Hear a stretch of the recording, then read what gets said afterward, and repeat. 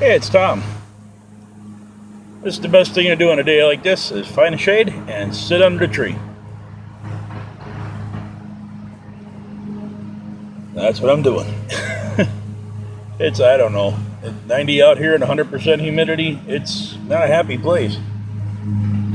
But that'll be going away soon. So, what I come out here to talk to you about is Pakistan knives. Knives that were made in Pakistan. Some people consider them junk. We're going to take a look at 3 that I own, and you can make up your own mind. We'll take a look at them. I'll be right back. Yep, I'm back.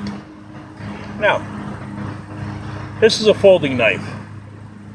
I had a picture on Facebook, was a profile picture of this cleaning a squirrel.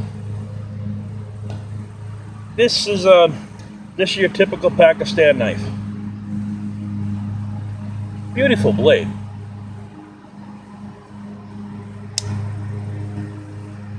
Kind of a Persian style folding knife. Nice, I love it. And it's heavy. It's that thick. It's 3/16 at least. Nice bone scales on it. Damascus. I'm not sure. I think they call that a ladder. I'm not up on my Damascus. But generally with Pakistan knives, and everybody thinks they're junk. But generally, you know, you get gaps here like this one. And sometimes the bone will be cracked like that.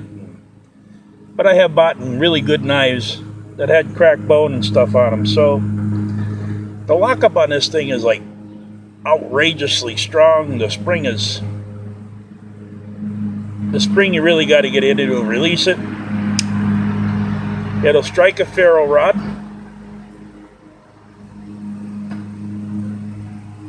That's one thing I didn't set up for the video for, was bring a ferro rod with me. So, oh well. Anyway, it'll strike a ferro rod. Now, most people consider this to be a test of a knife's edge. You know, it'll cut nice, clean. The thing is with Pakistan blades, most of them come very unsharpened. And, well, that's the fun of it. You have to sharpen them. This one was given to me as a gift, and I've used it quite often, small game hunting. Another thing I found with Pakistani blades is they lose their edge real fast. That's why I don't own a whole lot of them. But this is a newer one. This holds its edge pretty good. Typically what you're going to get with them is a flimsy leather sheath. They're not the greatest on leather. But the thing is with Pakistani blades is most people don't consider them to be customed. But they are. Typically these blades are made in tiny little shops, and they're made by hill people, and they are generally custom blades.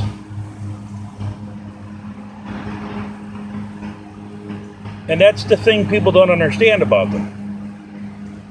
There's low quality, yes there is, and I'm not going to say there isn't, and there's also high quality.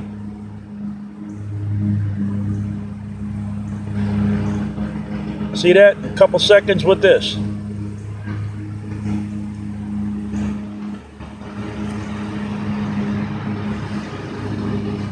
As with any blade, you take it and just reprofile them. And they do work. Now, I've given a couple of these knives to friends of mine who are big knife guys, right? Hunters and stuff. Not particularly this type of blade, but other Pakistan knives. And they're like, man, where'd you get that knife at? It worked beautiful. It cut up everything it did to camp. Oh, $15 on eBay. What? $15 on eBay. It was made in Pakistan.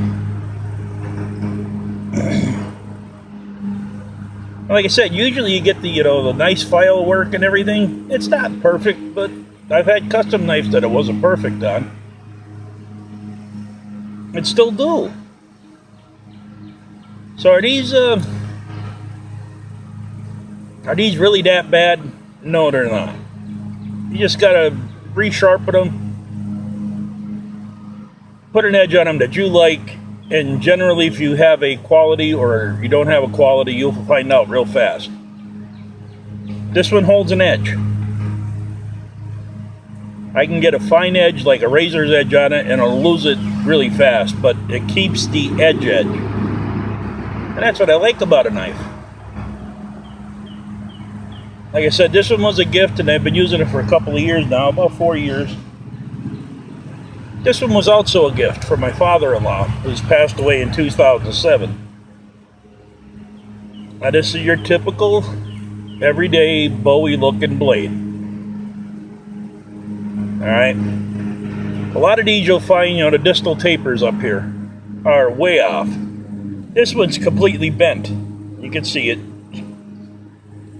This one's completely bent, and I don't use this because, like I said, it was a gift from my late father-in-law. It was actually the only Christmas gift he personally ever bought me. But it's 3/16 thick. It's got, the 8.5-inch blade. Yeah, we'll do a ferro rod. That's one thing I got to give them. All their edges are 90s. The brass is real thin. That I will say. A lot of stuff like that, you'll find the brass is thin. But this is an old one. This is from, I'm going to say the 90s he gave this to me. I snapped the walnut handles off at actually using it. That's not how it got bent. It's been bent since I had it. But I just, I shaped out a set of maple handles, or maple scales. And I used it for quite a while. Now, if you notice with this one, it's black. That's a patina on there, and it's rusting in spots. It hangs on my wall. So now that tells me this is a carbon blade. Now, being that it's a carbon blade, that's what everybody wants, right? 3/16 thick, carbon blade, full tang.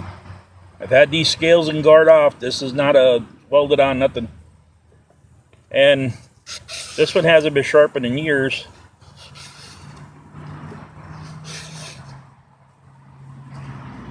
It'll shave paper. That's what everybody wants to see in a good knife.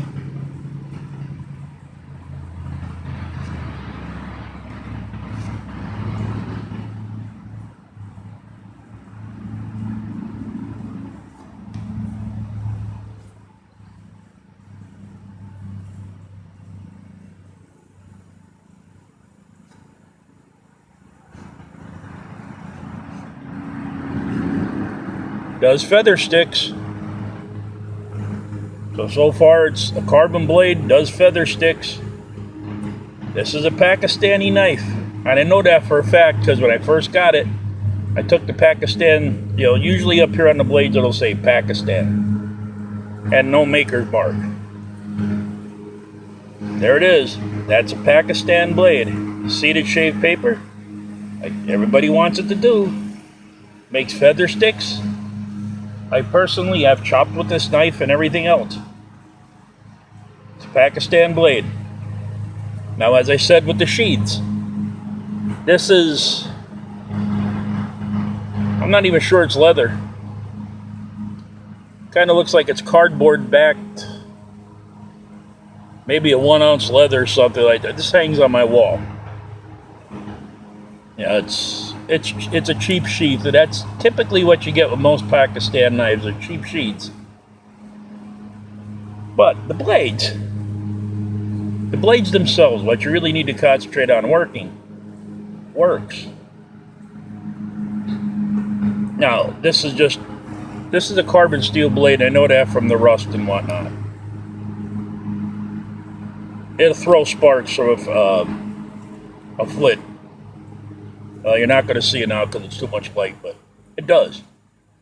And like I said, this is, I think these are up to about $15 on eBay. But it's everything everybody wants in a knife. You just got to sharpen it. That's it. This came dull. This wouldn't cut butter when I got it. You just got to sharpen them. And put the right edge on them. 20-degree edge. This one holds it. This one will hold an edge. Probably because it's carbon. But, yeah. You know, that's the Bowie knife. You seen the folding knife. And, part 2 of this video, I'm going to show you what a quality Pakistani blade is. Or what it looks like. And we have to delve into that knife really deep. So, it's Tom. Thank you for your time and your patience. I hope you enjoyed this little video on Pakistani knives. And we'll see part 2. We'll delve a little bit deeper into the whole Pakistani blade thing. Don't forget to like, share, subscribe, pass it on to your friends, share it around Facebook, share it around YouTube. I don't care. Just have fun with it. See you on the next one.